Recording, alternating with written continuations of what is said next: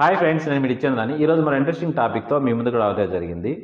ప్రపంచంలో ఉన్న చీమలన్నింటినీ ఒక చోటకి చేర్చి తూకం వేస్తే ఎంత బరువు ఉంటుందో మీకు తెలుసా? అలానే ప్రపంచంలో ఉన్న ఎన్ని రకాల జాతుల చీమలు ఉన్నాయో తెలిస్తే నిజంగానే షాక్ అవుతారు.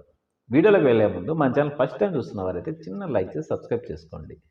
చీమ పుట్టుకొచ్చింది కంతిరీగ నుంచి. సుమారు దాదాపుగా 10 కోట్ల సంవత్సరాల ముందు కంతిరీగ నుంచి విడిపోయి ఒక సపరేట్ జీవిగా రూపాంతరం చెందింది చీమ.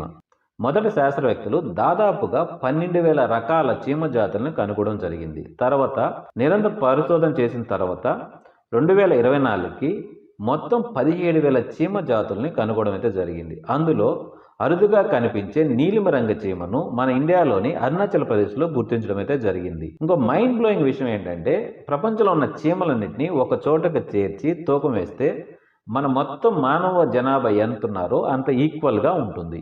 అలానే చీమ తన బరువు కన్నా కూడా 20 రెట్లు అధికంగా బరువును మోయగలదు. చీమలకు గుండె, ఊపిరితిత్తులు లేవు. అలానే చీమకి రక్తం కలర్ కూడా ఉండదు. అయినా కూడా అవి 20 రెట్లు అధిక బరువుని మోయడం అయితే జరుగుతుంది. శరీరంపై ఉన్న చిన్న చిన్న రంధ్రాల ద్వారా శ్వాస తీసుకుంటాయి చీమలు. అలానే చీమలు వదిలే రసాయనాల ద్వారా వాటి యొక్క కమ్యూనికేషన్ అనేది జరుగుతుంది. చాలా ఫాస్ట్ కమ్యూనికేషన్ అని చెప్పొచ్చు. చీమలు చిన్నగా కనిపించినా అవి మానవ ప్రపంచం కంటే కూడా చాలా పెద్దది.